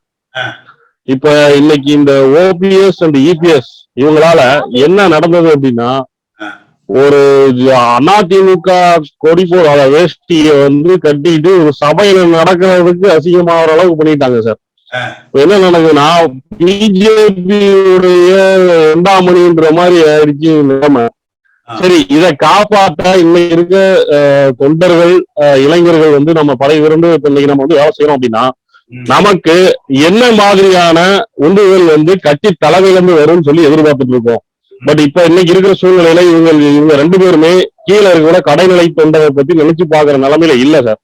சரி, இப்ப நீங்க கட்சியை காப்பாற்றணும், நம்ம தொண்டர்கள் அனைவரும் சேர்ந்து ஒருங்கிணைந்து இதை வழி நடத்தி கொண்டு போகணும் அப்படின்னா உங்களுடைய செயல்பாடு என்னவாக இருக்கும்? உதாரணமா கட்சி எலெக்ஷன் வருது, கட்சி எலெக்ஷனுக்குள்ள ஒரு பொருளாளர் செயலாளர் தேர்ந்தெடுக்கக்கூடிய எலெக்ஷன் வருது அப்படின்னா உங்களுக்கு ஆதரவா நாங்க எல்லாரும் நிக்கிறோம். இப்ப நீங்க சொல்றபடி பார்த்தா, நீங்க வழி நடத்துறபடி பார்த்தா, இப்ப காங்கிரஸ்ல ஆல்ரெடி இவிகே இளங்கோவன் அணி, ஜி.கே. வாசன் அணின்னு சொல்லி 5வது அணி உள்ளே கட்சி எலெக்ஷன்ல இருப்பாங்க. அது மாதிரி இப்ப நம்ம கே.சி. பழனிசாமி அணி, எடப்பாடி பழனிசாமி அணி பிரிய போகுதா, இல்ல இந்த கட்சி எப்படி வழி நடத்தி கொண்டு போக போறீங்க அப்படின்றது தயவு செய்து எங்களுக்கு கம்யூனிகேட் பண்ணுங்க. கடைநிலை தொண்டராக இருக்கிற நாங்க அனைத்து இந்திய அண்ணா திராவிட முன்னேற்ற கழகத்தின் சார்பாக எந்த விதமான பயனும் அடையவில்லைன்றதுதான் இன்னைக்கு வரைக்கும் உண்மை. இதை இந்த மீட்டிங்ல இருக்கக்கூடிய அத்தனை பேரும் ஒத்துக்குவாங்கன்னு நினைக்கிறேன். ஏன்னு கேட்டீங்கன்னா, ஒரு கட்சி தொண்டரா ஒரு பொது இடத்துல போய் பொது பிரச்சனையை எங்களால் பேச முடியவில்லை. இன்னைக்கு இருக்கிற சூழ்நிலை ஒரு காமன் பப்ளிக்கு எங்களை கேள்வி கேட்கிறான். என்ன கேள்வி கேட்கிறான்? உங்க கட்சி தான் பிஜேபி ரொம்ப நாள் ஆச்சு, நீங்க பிஜேபியோட 2ஆம் மணியா செயல்பட்டு இருக்கீங்க அப்படின்ற மாதிரி ஒரு சாதாரண டீ கடையில இருக்கக்கூடிய ஒரு ஆள் பேசுற அளவுக்கு பொதுமக்களுக்கு தகவல் போய் சேருந்த அளவுக்கு இன்னைக்கு நம்மளோட நிலைமை இருக்கு. பொதுமக்களிடம் நம்மளால் பேச முடியவில்லை. இதுதான் மறுக்க முடியாத.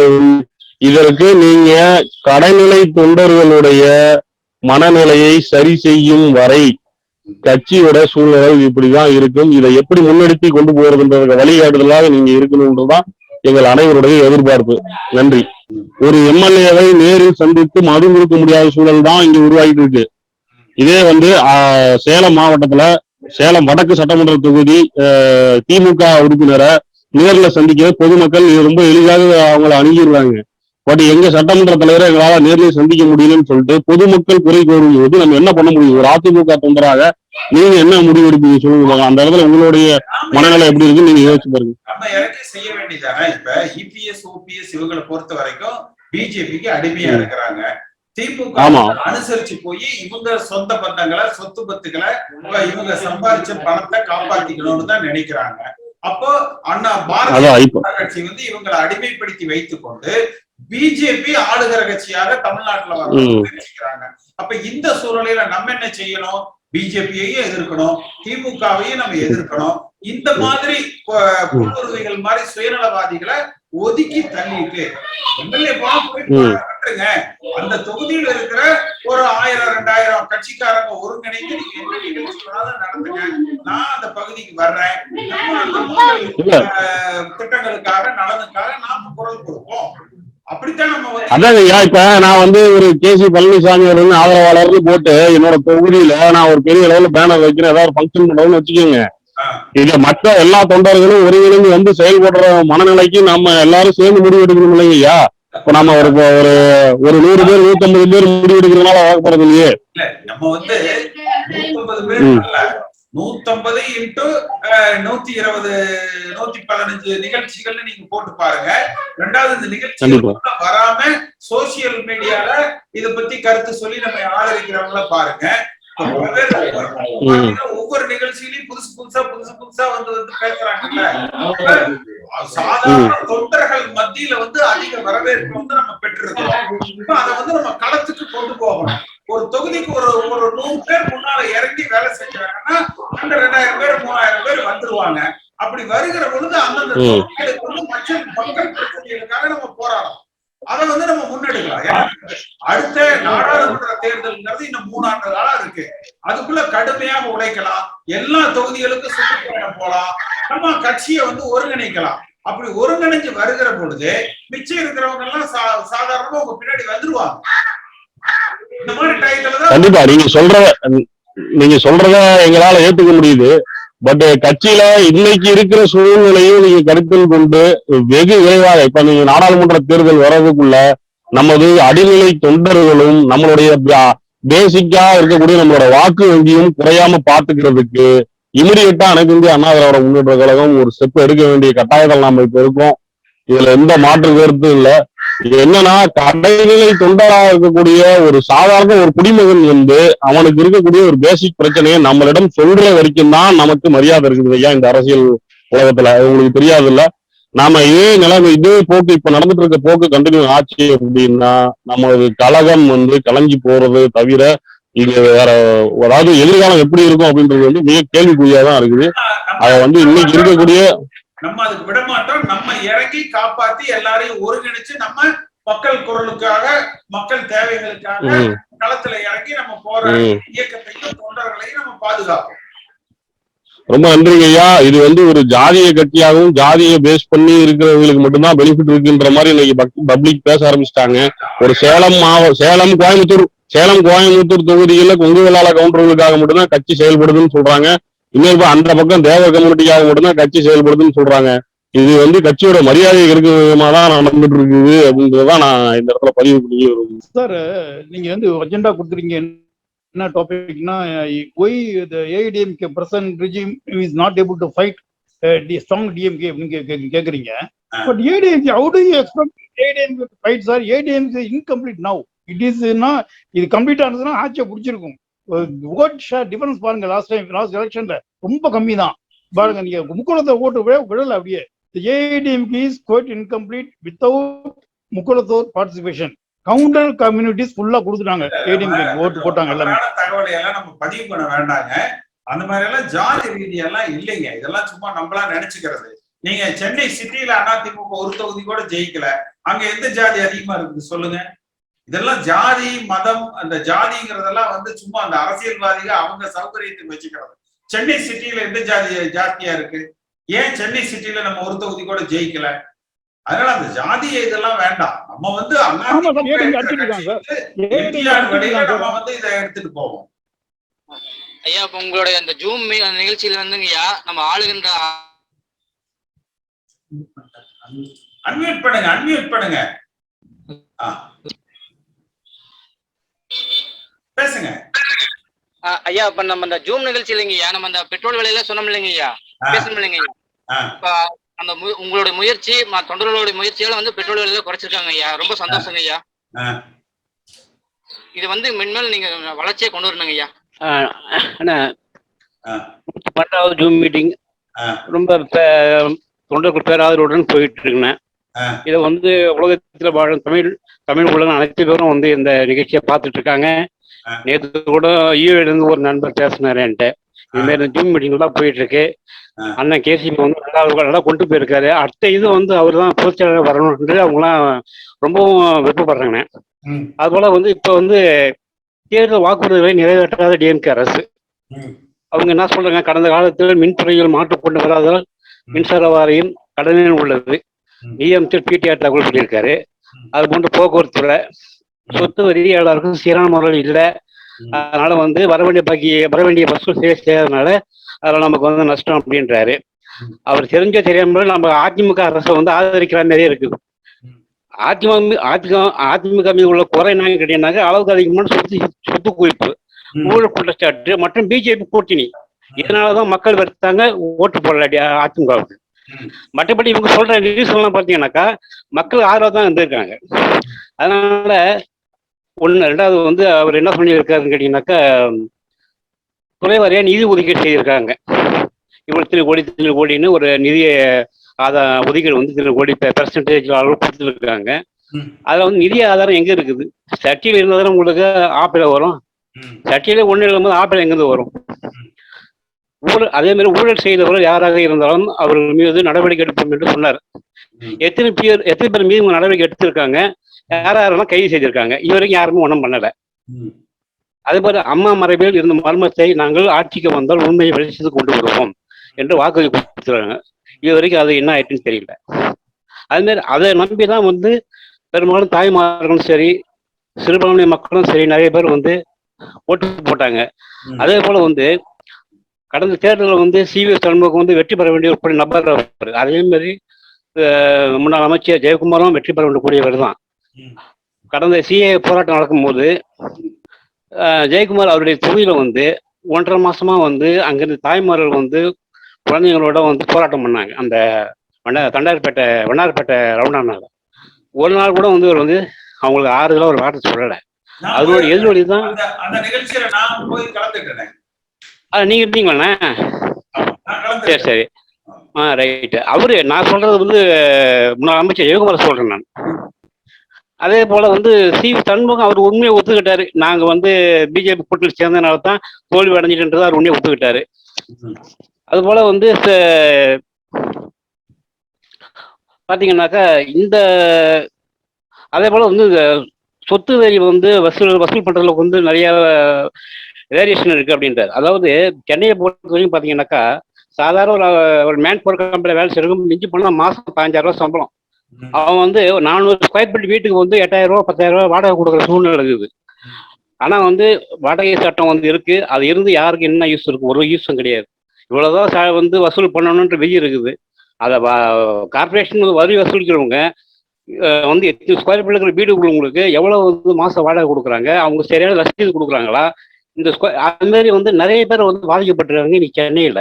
அவங்க வந்து அவங்க இஷ்டத்துக்கு வந்து வாடகை ஏற்றுறது போகிறது இந்த மாதிரி சூழ்நிலை இருக்குது.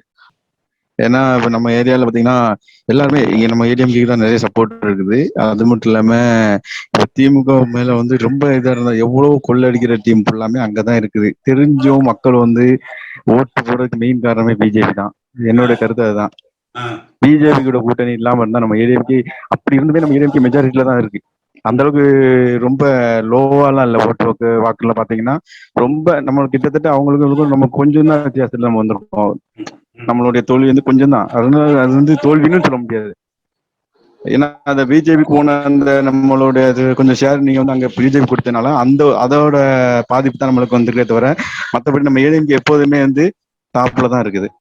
இல்ல இதைத்தான் நான் 2018லயே சொன்னேன். பிஜேபி எதிர்த்து செயல்படணும், பிஜேபி கூட்டணி இருக்கக்கூடாது, நாடாளுமன்றம் நம்ம பிஜேபி எதிர்த்து வாக்களிக்கணும்னு சொன்னேன்.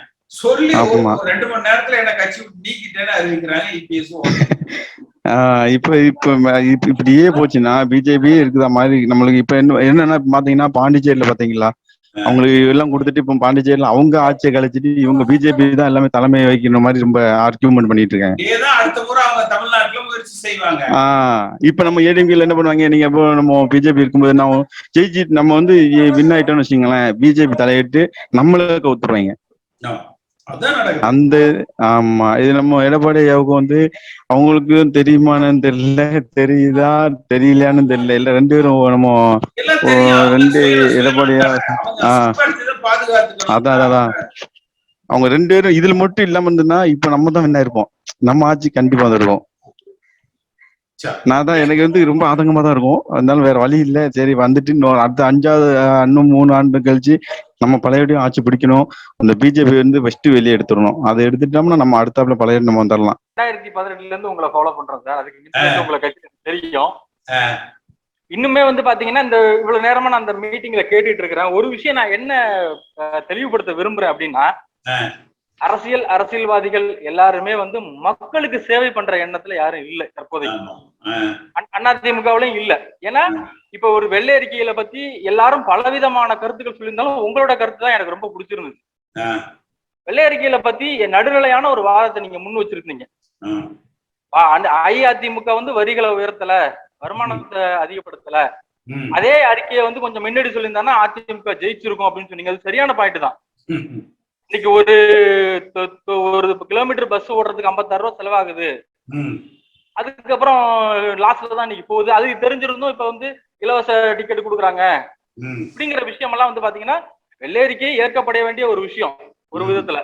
ஆனா இப்ப இவங்க என்ன பண்ண போறாங்கிறது இந்த பட்ஜெட்டுங்கிற விஷயத்த வச்சு நம்ம பாத்துக்கிட்டு இருந்தோம். இப்ப இதுல நம்ம தெளிவடைய வேண்டிய விஷயம் என்னன்னா, அரசியல்வாதிகள் இன்னும் அதிமுகவில் இருக்கிறவங்க கூட மக்களுக்கு சேவை செய்யணுங்கிறதுக்காக தான் அரசியல்வாதியா வரணும். வேலுமணி மாதிரி கொள்ளையடிக்கிறதுக்கு வந்தாங்கன்னா அதிமுக அழிஞ்சுதான் போகும். பிஜேபியோட ஆதரிக்கிற நிலையை தாண்டி இன்னைக்கு ஊழல் இல்லாம இருந்திருந்தோம்னா பிஜேபி நம்ம நிராகரிச்சிருக்கலாம். அதான உண்மை. ஊழலுக்காகத்தானே அவங்க கிட்ட காலை பிடிச்சிட்டு இருக்காங்க. ஆமா, இப்ப நம்ம அடுத்த தடவை வந்திருந்தாலும் இப்ப அடுத்த தடவை பிஜேபியை ஆதரிக்காமலோ இல்ல ஏதோ ஒரு சூழ்நிலை பிஜேபி வந்திருந்தால் கூட, சாரி அஇஅதிமுக தமிழகத்தில் எடப்பாடி தலைமையில ஆட்சி அமைச்சிருந்தால் கூட கேசிபி போன்ற உண்மையான அதிமுக தொண்டர்களுக்கு என்ன வேலை இருந்திருக்கும்? இது நான் சொல்றது தவறா சரியா சார்? இல்ல சரி, நமக்கு நிறைய வேலை கொடுத்திருக்கிறாங்க, முக்கியத்துவத்தை கொடுத்திருக்கிறாங்க. நம்ம திறமைகளை நம்ம உழைப்பை நம்ம வந்து நிரூபிப்போம். இல்ல அது நம்ம நிரூபிப்போம், நம்ம உழைப்போம். எம்ஜிஆர் வந்து திமுகங்கிற ஒரு கட்சியில ஊழலுக்காக தான் அதிமுகங்கிற கட்சியை ஆரம்பிச்சாங்க. அதுல இருந்து வெளியில வந்து புறப்பட்டு எத்தனை சோதனைகளை வந்து கடந்து வந்துதான் எம்ஜிஆர் வந்து ஆட்சி அமைச்சாரு. அதெல்லாம் முதல்ல நீங்க தொண்டர்களுக்கு, நம்ம கிட்ட இருக்கிற தொண்டர்களுக்கு நீங்க அறிவுறுத்துங்க. ஏன்னா இன்னும் வந்து அஇஅதிமுகவுல அறிவு சார்ந்த பேச்சாளர்கள் இல்லை, நம்ம ஏத்துக்கதான் வேணும். கொள்கை ரீதியா போராடுறதுக்கான திமுக அளவுல கொள்கை ரீதியா போராடுற அளவுக்கு மாறுறதுக்கான ஆட்கள் இல்ல. எல்லாருமே வேட்டியை மாத்தி கட்டிடுறான் உடனே ஒரு பாதிப்பு வந்தா. இல்லைங்க, 10 வருஷம் ஓபிஎஸ் பட்ஜெட் போட்டிருக்காரு.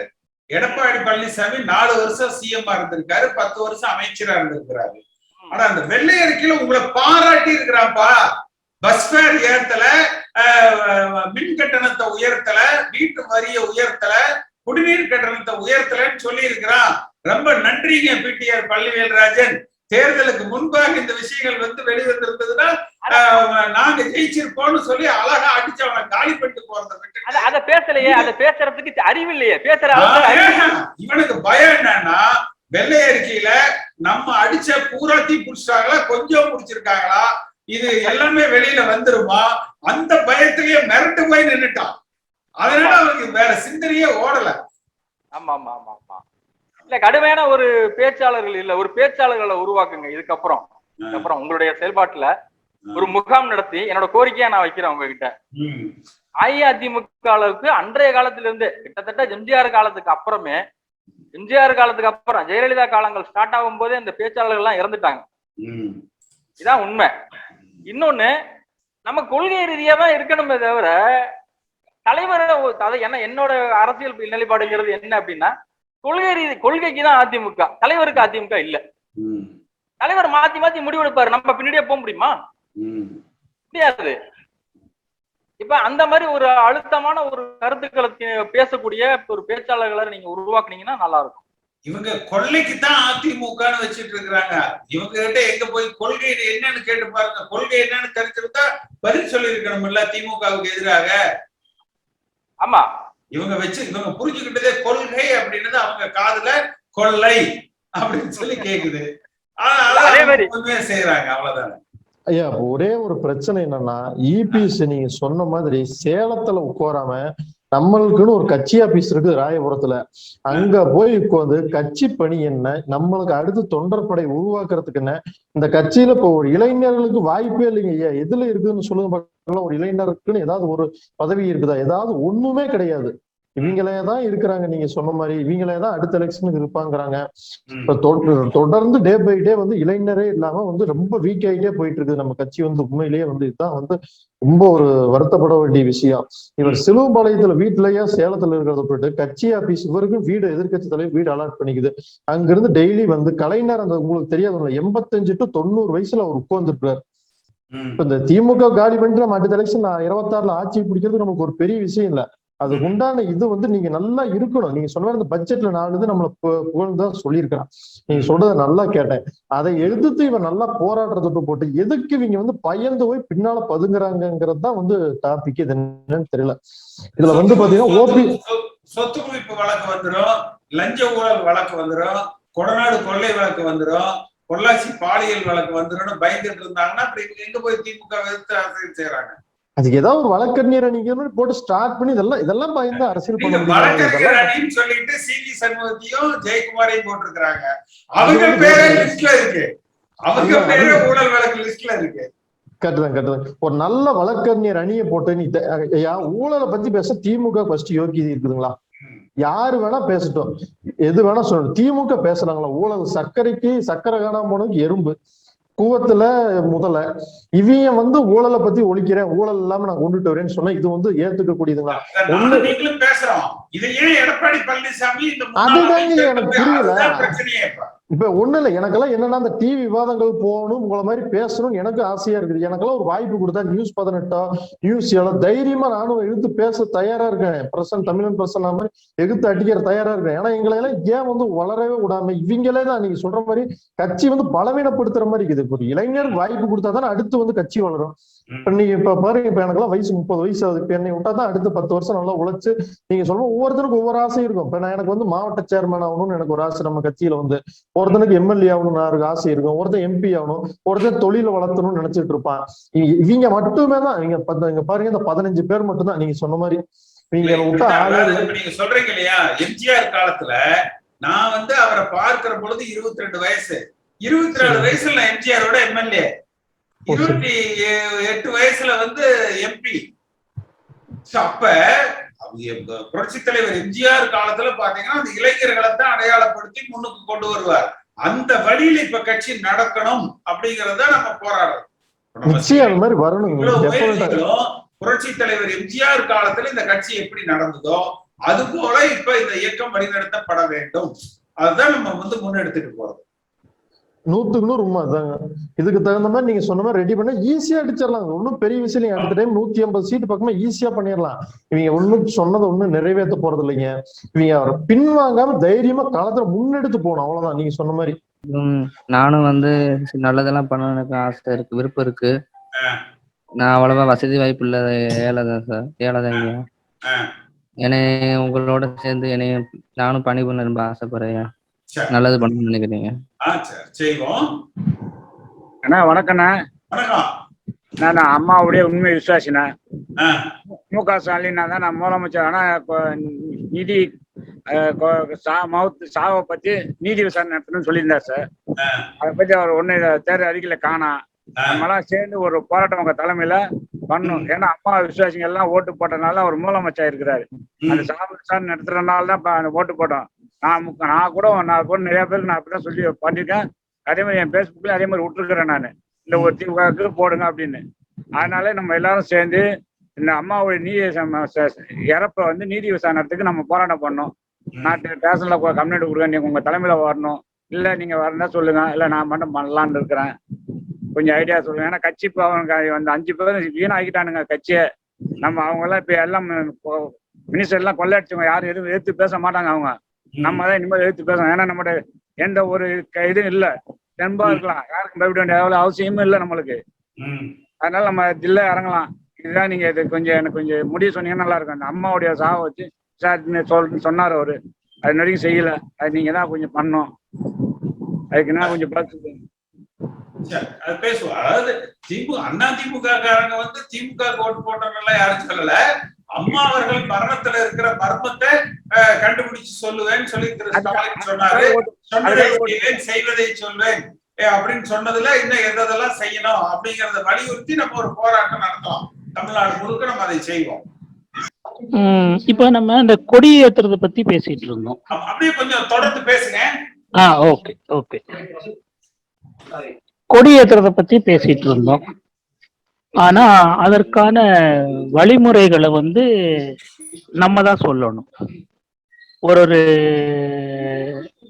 டிஸ்ட்ரிக்ட் இல்ல ஒரு தொகுதிக்கு நம்ம கூட பேசிட்டு இருக்கிறதுல இருந்து ஒரு 2-3 பேரை நீங்க ஒருங்கிணைத்து நீங்க அவங்களுக்கு இந்த மாதிரி பண்ணலாம் வழிகாட்டுறதுக்கு அப்படின்னு. இப்ப நான் இருக்கிறதெல்லாம் கோயம்புத்தூர் மதுக்கரை, எஸ்பி வேலுமணி அவர் மச்சான் ராஜா கண்ட்ரோல்ல இருக்கிற இடம். அங்க போய் நம்ம எப்படி கொடியேற்ற விடுவாங்க? ஸோ இதுல இருந்து ஒரு டைரக்ஷன்ஸ், நீங்க அரசியல்ல ரொம்ப நாள் இருக்கிறீங்க அப்படிங்கிறப்ப இதுக்காக நீங்க வழிகாட்டுதல் ஒரு 3-4 பேர் சேர்த்து இந்த மாதிரி பண்ணி பண்ணலாம் அப்படிங்கிறத நம்ம சொல்லணும்.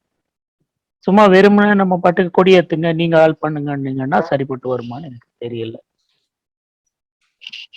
அது நம்ம கொஞ்சம் பார்த்து வழிகாட்டணும்னா நல்லா இருக்கும். அது மாதிரி 24 பார்லிமெண்ட் எலெக்ஷனுக்குன்னா இப்பவே அட்லீஸ்ட் அடுத்த லெவல் ஆஃப் ஆட்களை வச்சு ஒரு சில மீட்டிங் நடத்துனீங்கன்னா நல்லா இருக்கும். வந்து அதாவது இப்போ நீங்க வந்து எப்ப ஆரம்பிச்சீங்கன்னா 88 நான் ஜாயின் பண்ணேன். இந்த குழுவில் வந்து 88 ஜாயின் பண்ணி ஒரு தவிர்க்க முடியாத சூழ்நிலையில வந்து என்னால வந்து அட்டன் பண்ண முடியலைங்க. சரிங்களா? இப்போ இன்னும் வந்து பாத்தீங்கன்னா நம்ம பவான் சாகர் சட்டமன்ற தொகுதி வந்து பாத்தீங்கன்னா நம்ம ஏடிஎம்கேவோட வந்து ஓட்டைங்க, அதாவது எப்படி சொல்றது, அம்மாவோட ஆட்சி. அது வந்து பாத்தீங்கன்னா இப்போ வந்து பாத்தீங்கன்னா அது இபிஸா இருக்கட்டும் ஓபிஸா இருக்கட்டும், இப்போ வந்து பாத்தீங்கன்னா அது வந்து ஒரு களங்கத்துக்கு வந்து பேரு வந்து நம்ம கெடுத்துட்டு வந்துட்டு இருக்குது. எப்படி சொல்றதுன்னா இனி வரக்கூடிய காலகட்டத்துல வந்து பாத்தீங்கன்னா நம்மளுக்கு ஏதோ ஒரு எப்படி சொல்றது ஒரு ஃபெயிலியர் ஆயிருமா அப்படின்ட்டு ஒரு பயமா இருக்கு. அதாவது எப்படின்னா அதுக்கு உண்டான கரெக்டான தலைவர்கள் வந்து கரெக்டா இல்லைங்க. அதான் நான் இதுக்கு வந்து பாத்தீங்கன்னா கரெக்டான வந்து தொண்டர்கள், அதாவது தொண்டர்கள் வந்து கரெக்டா இருக்காங்க. ஆனா வந்து தலைவர்கள் வந்து அது வழி நடத்துறதுக்கு வந்து கரெக்டான ஆளுகள் வந்து கரெக்டா இல்லைங்க. இதுதான் உண்மை. ஆனா அதானா இன்னைக்கு இப்போ இந்த சட்டமன்ற தொகுதியில வந்து ஏடிஎம்கேக்கு வந்து அதாவது இபிஎஸ் ஓபிஎஸ்க்கோ யாரும் ஓட்டு போடல. எல்லாமே வந்து போட்டது வந்து அம்மாக்காக ஓட்டு போட்டது. ஏன்னா எல்லாருமே வந்து பாத்தீங்கன்னா அம்மாவோட மக்கள்கள் அந்த ஒரு இதுக்காக தான் வந்து ஓட்டு போட்டாங்க தவிர இபிஎஸ் ஓபிஎஸ்க்காக யாரும் ஓட்டு போடலைங்க. இல்ல எல்லாமே ரெட்டலை சின்னத்துக்கு கிடைச்ச ஓட்டு, இபிஎஸ் ஓபிஎஸ்க்காக கிடைச்ச ஓட்டு இல்ல. இன்னும் சொல்ல இபிஎஸ் ஓபிஎஸ்னால வர வேண்டிய ஓட்டுகள்லாம் வராம போயிடுச்சு, அவ்வளவுதான். வர வேண்டிய ஓட்டுகள் வரல, அவ்வளவுதான். இன்னொன்னு அதாவது இப்ப நம்ம முன்னாடி சொன்ன மாதிரி தொண்டர்கள் வந்து சொன்ன மாதிரியே வந்து பாத்தீங்கன்னா நீங்க சொல்ற மாதிரி வந்து பாத்தீங்கன்னா பிஜேபியோட கூட்டணி இல்லாம இருந்ததுன்னா இன்னைக்கு வந்து வாய்ப்பு ஜாஸ்தியா இருந்திருக்கும். அதாவது ஒரு சில காரணங்களால வந்து வாய்ப்பு இருந்திருக்கும். ஆனா இது மாதிரி வந்து அடுத்த வரக்கூடிய உள்ளாட்சி தேர்தல்கள், சட்டமன்ற தேர்தல்கள், நாடாளுமன்ற தேர்தல்கள் வாய்ப்பை நம்ம வந்து நழுவு விடக்கூடாதுன்னு நான் சொல்றேங்க. அதாவது உங்களை மாதிரி வந்து இருக்கக்கூடிய வந்து ஒரு வழி நடத்தக்கூடிய தலைவர்கள் நம்மளுக்கு வேணும். இப்ப இருக்கிற சூழ்நிலைக்கு இந்த ஏடிஎம்கேக்கு வந்து இதுதான் வாய்ப்பு அதிகமா வேணுங்கண்ணா. நான் வந்து என்ன சொல்ல வரேங்கன்னா ஓபிஎஸ்ஓ இபிஎஸ்ஓ நான் அவங்களை பிளேம் பண்ணி பேசலைங்க. நான் கேட்கறது நல்ல தலைவர்கள் வேணும். ஏடிஎம்கேக்கு வந்து நம்மளுக்கு சப்போர்ட் பண்றதுக்கு நல்ல தலைவர்கள் வேணும்னா. ஏன்னா மக்கள் வந்து யாரு நம்ம ஓட்டு போடுறாங்கன்னா எம்ஜிஆர் ஜெயலலிதா அம்மையார் வச்சுதான் எல்லாம் ஓட்டு போடுறாங்க தவிர யாருமே வந்து இப்ப இருக்கிற சூழ்நிலைக்கு வந்து யாரும் தலைவர்கள் கரெக்டா வழி நடத்துறது கிடையாதுங்கண்ணா. அதான் நம்ம அதை வந்து செய்வோம். ஏன்னா இப்ப நம்ம முன்னெடுக்கிறதே இது போல விஷயங்களை நம்ம நடத்துறது, தொண்டர்கள் கருத்து கேட்கிறதே என்னன்னா அதிமுக என்பது மிக வலிமையான கட்சி. இன்றைக்கு வாக்கு வங்கிங்கிறது புரட்சி தலைவர் எம்ஜிஆர் அம்மா ரெட்டலை சின்னம். அதிமுகங்கிற 1.5 கோடி தொண்டர்களை கொண்ட ஒரு கட்சி, ஒரு 3 கோடி பேர் 4 கோடி பேர் வாக்கு வங்கியை கொண்ட கட்சி. இதை வலிமையாக கட்டமைத்து நடத்துவதற்கு ஒரு இபிஎஸும் ஓபிஎஸும் தகுதியற்றவர்களாக இருக்கிறாங்க. பாரதிய ஜனதா கட்சியோடு கூட்டணி வேண்டாம். சாதிகள் மதம் இதெல்லாம் வேண்டாம். இந்த லஞ்சம் ஊழல்வாதிகளை நம்ம ஒதுக்கி வைப்போம். தொண்டர்கள் இணைந்து தொண்டர்களால தலைமையை உருவாக்கி இந்த இயக்கத்தை நாம வழி நடத்துவோம். அந்தந்த பகுதிகளில் மக்கள் நலன் சார்ந்த குறைகளுக்கு பிரச்சனைகளுக்கு திமுக தவறுகளை கண்டித்து நாம களம் இறங்கி கட்சியை வலிமைப்படுத்துவோம். கண்டிப்பாண்ணா. அதுக்கு வந்து உங்களுடைய தலைமையில வந்து நீங்க பண்ணி கொடுங்க. உங்களுக்கு என்ன சப்போர்ட் வேணுமோ நாங்க பண்ணி கொடுக்குறோங்க. நான் கேட்கறது ஒண்ணுதாங்கண்ணா, நம்ம வந்து மக்கள் வந்து நம்ம கஷ்டப்படுறாங்க, அந்த உண்மையான மக்களுக்கு வந்து நம்ம நன்மை செய்யணும். நான் இன்னைக்கு பார்த்தேன் அந்த அவர் என்ன வெள்ளை அறிக்கை பார்த்தேன், அப்புறம் வந்து பட்ஜெட் பார்த்தேன், ஃபுல்லா வாட்ச் பண்ணேன். என்ன அது உப்பு சப்பு இல்லாம என்ன பண்றாங்க, என்ன செய்யறாங்க, இதுல வந்து ஒரு ஸ்டெபன் ஆக்ஷன் எடுக்கிறாங்களா இல்ல அண்டர் கிரவுண்ட் வேலை நடக்குது அந்த போலீஸ் ஆக்ஷன் எல்லாம் என்னன்னு தெரியல எனக்கு. ரொம்ப மனசு வேதனையா இருந்தது. நேரா உங்கள்ட்ட டிஸ்கஸ் பண்ணணும்னு பார்த்தேன். சரி வேண்டாம் வந்து பாத்துக்கலாம், டிஎம்கே பத்தி அவங்களுக்கு தெரியும், இருந்தா கூட ஏதோ பாலிஷா போற மாதிரி காட்டுறாங்களா ஒழிய எனக்கு என்னமோ வந்து நம்பிக்கை இழந்து போச்சு எனக்கு. சரி இந்த சுதந்திர வாழ்த்துக்கள் அனைவருக்கும். நம்முடைய ஜூம் மீட்டிங் நல்லா இன்னும் வளர்ந்துடணும். இன்னும் சீக்கிரம் நம்ம வந்து விரைவில் வந்து பொதுமக்களை போய் தொடர்பு கொள்ள வேண்டிய காலம் வர சீக்கிரம் வரணும்னு வேண்டிட்டு என்னுடைய உரையை முடிச்சுக்கிறேன். சார் இப்போ இந்த வாக்குறுதி எல்லாம் கொடுத்தாங்கல்ல சார், ஒண்ணு கூட இந்த லேடிஸ் மட்டும் ஒண்ணு தான் சார் நிறைவேற்றிக்கிறாங்க. இந்த 1000 ரூபாய் சொல்லிவிட்டு இந்த நகை தள்ளுபடின்னு சொல்லிவிட்டு மொத்த ஓட்டி வாங்கிட்டு ஒரு இது கூட புரோஜனம் இல்லாத ஒரு பட்ஜெட்.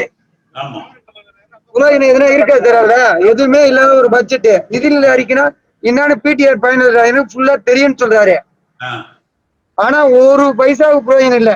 இன்ச்சு பை இன்ச்சே எடுத்தா அதுல வந்து அவர் சொல்ற கருத்துக்கள் ஒண்ணு கூட ஒரு நல்ல விதமான ஆக்கிரமிப்பான கருத்து இல்லை. முதல்ல நம்ம கட்சிக்கு வந்து இருக்கிற ஸ்டேஜ் வந்து இன்னும் உயர்த்தணும். ஹலோ கேக்குது, பேசுங்க சார். இருக்கிற ஸ்டேஜ்னா அடிமட்ட தொண்டனெல்லாம் நிறைய கீழே வந்து விலகிறதுக்கு காரணம் அந்த இதுதான் சார். மெயின் பிரச்சனை தான். ஆளுங்க எல்லாம் கீழே இருக்கிறவங்க நல்லா சந்திக்கணும். முதல்ல அதை சந்திச்சாலும் நம்ம கட்சி மீட்டுடலாம்.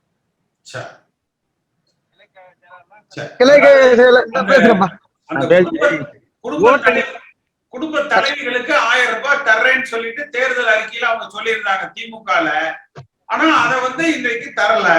சட்டமன்றத்துல வந்து அவர் பிடிஆர் பழனிவேல்ராஜன் வந்து அதை பத்தி சில புள்ளி விவரங்களை நாங்க தேடி எடுத்துக்கிட்டு இருக்கிறோம். யாருக்கு கொடுக்கறது, எப்படி கொடுக்கலாம் அப்படிங்கறத பத்தி நாங்க ஒரு வழிமுறைகள் தேடுறோம்னு சொல்லி சொன்னாரு. ஆனா தேர்தல் அறிக்கையில சொன்னது ஆட்சிக்கு வந்தவுடன் ஒவ்வொரு குடும்ப தலைவிக்கும் 1000 ரூபாய் கொடுக்குறேன்னாங்க. அது கொடுக்கல அப்படிங்கிறது ஒரு மிகப்பெரிய ஒரு பின்னடைவாக வந்து இருக்கு. சொன்ன வார்த்தைகள்ல இருந்து, சொன்ன வாக்குறுதிகள்ல இருந்து இந்த திமுக அரசாங்கம் பின்வாங்குகிறது. அதை மக்களுக்கு நிறைவேற்றல. திரு மு.க. ஸ்டாலின் அவர்கள் சொன்னதை நான் கலைஞரின் மகன், சொன்னதை செய்வேன், செய்வதை சொல்வேன் அப்படின்னாரு. அப்ப திரு ஸ்டாலின் அவர்கள் நம்ம கேட்கறது, நீங்கள் அறிவித்தபடி அந்த மகளிருக்கு, குடும்ப தலைவிகளுக்கு அந்த 1000 ரூபாய் ஒரு மாதத்திற்கு அந்த உதவித்தொகையை கொடுங்க, டீசல் விலையை குறையுங்க, பெட்ரோல் விலை இன்னும் 2 ரூபாய் குறையுங்க, கேஸுக்கு அந்த மானியம் கொடுங்க, குறைந்தபட்சம் இந்த விஷயங்களையாவது உடனே செய்யுங்க, நகைக்கடனுக்கு அந்த தள்ளுபடி 5 பவுனுக்கு கீழே இருக்கிறத கொடுங்க, பயிர்க்கடனை தள்ளுபடி செய்யுங்க, கல்வி கடனை தள்ளுபடி செய்யுங்க. இதுதான் நம்ம கேட்டது. இவங்க இந்த பட்ஜெட் கூட்டத்தொடர் முடியறதுக்குள்ள இவங்க அதை செய்யலைன்னா அது குறித்து நீங்க சொன்னீங்க இல்லையா, அதிமுக இந்த தலைவர்கள் வேணும்னா ஊழல் வழக்குகளுக்கு பயப்படலாம், பாரதிய ஜனதா கட்சிக்கு பயப்படலாம், அடிமட்ட அதிமுக தொண்டன் வந்து மீண்டும் அதிமுக ஆளுகிற கட்சியாக வரணும்னு தான் எதிர்பார்க்கலாம். இளைஞர்களை புதிதாக இந்த கட்சிக்கு வர்றவங்களை, இளைஞர்களை ஒன்று திரட்டி, அடிமட்ட தொண்டர்களை ஒன்று திரட்டி அதை நோக்கி நம்ம வந்து போராடலாம். சார் இப்போ எல்லாமே சொல்லிட்டாங்க. ஏதோ நம்மளுக்கு அவங்களுக்கு என்ன சார் 1.5 பாயிண்ட் தான் வித்தியாசம். இப்போ மொத்தமா சராசரியா எடுத்தா வந்து 2 லட்சம் ஓட்டு தான். நம்ம கட்சி ஒன்றும் நல்லா இல்லாமலாம் இல்ல, நல்லா பேசிக் நல்லா இருக்கு. ஆனா அம்மா இல்லாத போதும் இந்த அளவுக்கு நம்ம எதிர்கட்சியா இருக்கிறோம்னா அது பெரிய பாராட்டு விஷயம் தான். அடிமட்ட தொண்டனே பேசிக்ல வந்து நல்லபடியா செஞ்சாங்கன்னா இன்னும் வந்து நல்ல வளர்ச்சி. இப்ப வர உள்ளாட்சி தேர்தலுக்குள்ள நம்ம வந்து ஒரு சீட்டு கூட இயக்கத்துக்கு வாய்ப்புகள் இல்லை. ஆனா வந்து அதுக்கு உண்டான பேசிக்கலா இவங்க வந்து மேல்மட்டத்துல ஒரு அமைச்சரோ மெத்தவங்களோ எல்லாரும் வந்து அடிமட்ட தொண்டனை வந்து கவனிச்சாங்கன்னா இன்னும் நல்லா இருக்கும். முன்னாடி போயிடுவோம். பிரிவுகளும் இல்லாம நம்ம எல்லாருமே உறுப்பினர்கள் ஒன்று கூடாதான் அது ஒரு கழகமா இருக்கும். என்னை பொறுத்த வரைக்கும் போராடலாம் சார். ஆனா கட்சின்னு வர்றப்ப தலைவர் ஒருத்தான், அதை எல்லாரும் ஏத்துக்கிட்டு தான் ஆகணும். நம்ம வந்து நார்மலா ஒரு மினிஸ்டர் இருந்தா அந்த மினிஸ்டர் பின்னாடி ஒரு கூட்டம், ஒரு சேர்மன் இருந்தா சேர்மனுக்கு பின்னாடி ஒரு கூட்டம், ஒரு எம்எல்ஏ பின்னாடி ஒரு கூட்டம், இப்படித்தான் நம்ம கட்சி போயிட்டு இருக்கு எங்கேயுமே. அதை தாண்டி நம்ம தலைவர் வந்து இப்போ வந்து சமூக வலைதளங்கள் வந்து எல்லாத்துக்குமே கருத்து சுதந்திரம் கொடுத்துருக்கு. ஸோ நம்ம கருத்துக்களை வந்து நம்ம கட்சி சார்ந்த கருத்துக்களையும் சரி, தனிப்பட்ட கருத்துக்களையும் சரி, நம்ம வந்து பொறுப்பா உண்மையா நம்ம வந்து பெரிய இடத்துக்கு கொண்டு போகணும். அதை கொண்டு போகணுமா இல்ல, மீம்ஸ் இருக்கிற நேரத்தை விட நேரம் தான் அதிகமா தவிர நமக்கு உறுதியான கருத்துக்களை யாரும் சொல்றது இல்லை. நம்ம என்னைக்கு நமக்கு தேவையான கருத்துக்களை என்னைக்கு நம்ம தலைமை எடுத்து கொண்டு போறோமோ அன்னைக்குதான் சார் நம்ம நினைக்கிற மாதிரி இந்த சமூகம் மாறும். என்னோட அப்பா வந்து எம்ஜிஆர் காலத்துல இருந்திருக்காங்க, அம்மா காலத்துல இருந்திருக்காங்க, 3 தடவை கவுன்சிலர் இருந்திருக்காரு, சேர்மன் இருந்திருக்காரு. ஆனா சொந்த வீடு கிடையாது. அளவுக்கு உழைத்தவர் தான். இன்னைக்கு நாங்க நார்மலான ஒரு பர்சன் தான். ஆனா கட்சியை விட்டு போக மனசு கிடையாது. காரணம் ஒரு பிடிப்பு. சில விஷயங்களை எவ்வளவு தாண்டினாலும் தாண்டி நம்ம போக மாட்டோம். அப்படிப்பட்ட மக்கள். சோ அந்த மாதிரி மக்களை வந்து டைவர்ட் பண்றதுக்கு தான் ஆப்போசிட் பார்ட்டி இப்போ யூஸ் பண்ணிக்கிட்டு இருக்காங்க நிறைய யுக்திகளை. அதை பிரேக் பண்ணணும் ஃபர்ஸ்ட் ஆஃப் ஆல். நம்ம வந்து கட்சிக்காரங்கன்னு பாக்குறப்ப ரெண்டு பக்கமும் ஈக்குவல் தான். நடுத்தர மக்கள் தான் அதிகம். அந்த நடுத்தர மக்களை என்னைக்கு எந்த ஒரு கொள்கைகளும் சரி தலைவர்களும் சரி இழுத்து பிடிக்கிறாங்களோ அவங்கதான் ஆட்சி அமைப்பாங்க. உதாரணத்துக்கு சென்னையில வந்து நான் ஓம் பார்ட்டி என் பார்ட்டின்னு சொல்றதுக்கு ஆள் கிடையாது. அது ஒரு கிராமம் கிடையாது. வெளியில சொல்ல போறதும் கிடையாது. சோ சென்னை உள்ள மக்கள் வந்து எல்லாருக்குமே தேவைகள் அதிகம். இயந்திரமான உலகத்துல வாழ்ந்துட்டு இருக்காங்க. தேவைகள் அதிகம். அவங்க வந்து ஸ்டேட்டஸ் போட்டு போறதுக்கு தான் நேரம் இருக்குமே தவிர களத்துல இறங்கி நிக்கிறதுக்கு வேலை கிடையாது. அப்படிப்பட்ட மக்களை வந்து எப்படி அவங்க பிடிச்சாங்க? 10 வருஷம் ஆட்சியில இருந்தோம். அந்த கோட்டையை நம்ம எப்படி விட்டோம்? அதுதான் நம்ம பிளானா இருக்கணுமே தவிர நடுத்தர மக்களை பிடிங்க. நடுத்தர மக்கள்கிட்ட நம்ம கொள்கையில கொண்டு போங்க. கட்சிக்காரன் எனக்கு எங்கேயும் போக மாட்டான், தாண்டி போக மாட்டான். உண்மையான கட்சிக்காரங்க தாண்டி போக மாட்டாங்க. சொல்ல போனா வழக்க வந்து எனக்கு வராம பாத்துக்கணும் அப்படிங்கிறவங்க மட்டும்தான் வேஷ்டியை மாத்தி கேட்டுவான், தாண்டி போவாங்க. அதுதான் உண்மை. நம்மளோட இதை வந்து நடுத்தர மக்கள்கிட்ட என்னோட பொறுத்த வரைக்கும் நம்ம கொள்கைகளையும் சரி விவாதங்களையும் சரி நடுத்தர மக்களுக்கு ரீச் பண்ணணும். சொல்றது ரொம்ப கரெக்ட். அதான் நாம என்ன சொல்லுவோம்னா, ஒன்றுபட்ட அண்ணா திராவிட முன்னேற்ற கழகமாக நாம் ஒருங்கிணைந்து செயல்படணும்.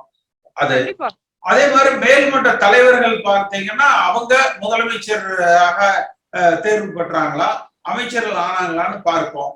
நீங்க சொன்ன மாதிரி வந்து அந்த கிளை அளவுல இருக்கிறவங்களுக்கு என்னன்னா, அவங்க சார்ந்த அந்த பூத்துல திமுகவை விட மாற்று கட்சியை விட இவர்கள் சார்ந்து இருக்கிற அதிமுக அதிக ஓட்டை வாங்கி கொடுப்பதுலதான் அவர்களுக்கு அந்த பெருமை இருக்கு. அப்ப அவர்கள் அதை நோக்கி பயணிப்பதற்கு உரிய உதவிகளை நம்ம வந்து செய்யணும். உதவிகள்னா காசு பணத்தை எதிர்பார்க்கறது இல்ல, உரிய ஒரு அங்கீகாரத்தை கொடுக்கணும். அந்த மக்கள் நலன் சார்ந்த திட்டங்களை செய்யணும். அரசாங்கத்தில் இருக்கிற பொழுது, எதிர்கட்சியாக இருக்கிற பொழுது மக்கள் நலன் சார்ந்த விஷயங்களும் முன்னெடுத்து நம்ம அரசின் கவனத்தை ஈர்த்து அந்த பலனை அந்த மக்களுக்கு பெற்று தரணும். நம்ம அந்த வழியில நோக்கி நம்ம பயணிக்கலாமா? கண்டிப்பா சார். இது ஒன்னும் ஒரு கருத்து சார். என்னோட வந்து ஒன்றிய செயலாளரோட ஊர், என்னோட கிராமம். சங்கரன் கோவில் சட்டமன்ற தொகுதி. சங்கரன் கோவில் சட்டமன்ற தொகுதி. என்னோட கிராமம் வந்து திமுக ஒன்றிய செயலாளரோட ஊரு. அந்த ஊர் என்னோட கையில தான் பொறுப்பை கொடுத்தாங்க. ஆனா அவங்கள விட ஃபர்ஸ்ட் டைம் லீடிங்ல ஓட்டு வாங்கி காமிச்சோம். இருந்து தொகுதி விட்டு போயிருக்கு நம்ம சார். ஆனா ஃபர்ஸ்ட் டைம் இதே எல்லாரும் உழைச்சாங்கன்னா தொகுதி விட்டு போயிருக்கு. காரணம் என்ன? அதைத்தான் யோசிக்கணுமே தவிர சார், நிறைய பேரு நம்ம வந்து அப்படி நிறைய பிரிவினைகள் தான் நம்மள வந்து இன்னைக்கு பிரிச்சிருச்சு. கிராமத்துல ஜாதி இல்லைன்னு சொல்லுவோம் சார், ஆனா ஜாதி இருக்கு, அதை ஒத்துக்கிட்டு தான் ஆகணும். கிராமத்துல ஜாதியில அடிப்படையில் தான் ஓட்டு விழுது. தனிப்பட்ட மனித செல்வாக்கு அடிப்படையில் தான் சார் பாதி ஓட்டு விழுது. பாதி ஓட்டு தான் கட்சி ஓட்டு. எனக்கு ஓட்டு போடுங்கன்னு சொல்ல என் சார்பா 10 பேர் ஓட்டு போடுவாங்க சார். இதுதான் நடக்கும் கிராமத்துல. டவுன்ல எப்படின்னு தெரியாது. ஆனா கிராமங்கள் வந்து தனி மனிதனோட தான். தனி மனித செல்வாக்கும் சரி, நேர்மையான நியாயமான ஒருத்தன் கையில ஒரு கிளை செயலாளர் பொறுப்பு போகணும். அந்த தனி மனிதனுக்கு தான் அந்த வார்டுல ஓட்டு விழுகும். நார்மலா நம்ம நேரடியா போய் சிஎம் மீட் பண்ண முடியாது, யாரையும் மீட் பண்ண முடியாது, எந்த ஒரு மனிதனாலையும் முடியாது. நம்ம போய் நிக்க வேண்டியது அந்த ஊர் கட்சிக்காரன்ட்ட மட்டும்தான். இந்த என்னோட பொறுத்த வரைக்கும் அந்த நிர்வாகிகளை நியமிப்பதுல வந்து இப்ப குளறுபடி.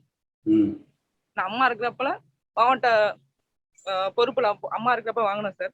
இப்போ வரைக்கும் நான் இருக்கேன். ஆனா அப்ப இருந்த ஒரு சுழற்சி முறையானது இப்ப இல்ல. அதை ஒத்துக்கிட்டு தான் ஆகணும். திருப்பி கொண்டு வரலாமா? நீங்க எல்லாம் நல்ல பொறுப்புக்கு வரணும்.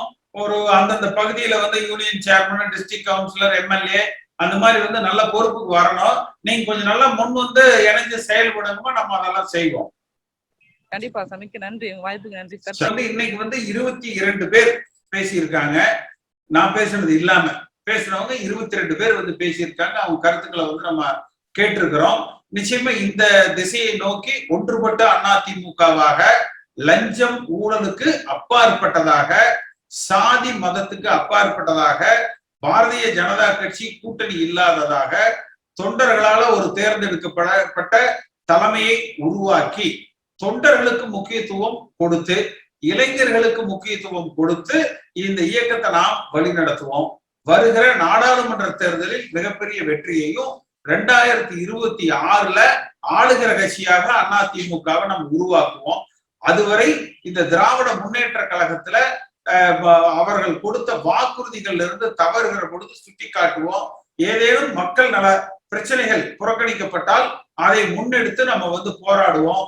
வர இந்த 50வது ஆண்டு அப்படிங்கிறதுனால, பொன்விழா ஆண்டுங்கிறதுனால, இந்த கொரோனா லாக்டவுன் இந்த பிரச்சனையெல்லாம் முடிந்ததற்கு பிறகு ஒவ்வொரு சட்டமன்ற தொகுதியாக எல்லா அதிமுக தொண்டர்களையும் நம்ம சொன்ன மாதிரி இது ஓபிஎஸ் அணி, இது இபிஎஸ் அணி, இது சசிகலா அணி, இது தினகரன் அணி அப்படிங்கிற அந்த பிணிகளை எல்லாத்தையும் நீக்கிட்டு எல்லோரும் புரட்சி தலைவர் எம்ஜிஆர் வழிவந்த, அம்மா வழிவந்த இரட்டைலை சின்னத்திற்காக உழைக்கிற அதிமுக தொண்டர்கள் அவர்கள் அத்தனை பேரையும் நம்ம ஒருங்கிணைத்து செயல்படுவோம். அடுத்த இந்த நிகழ்ச்சிங்கிறது 113வது நிகழ்ச்சி.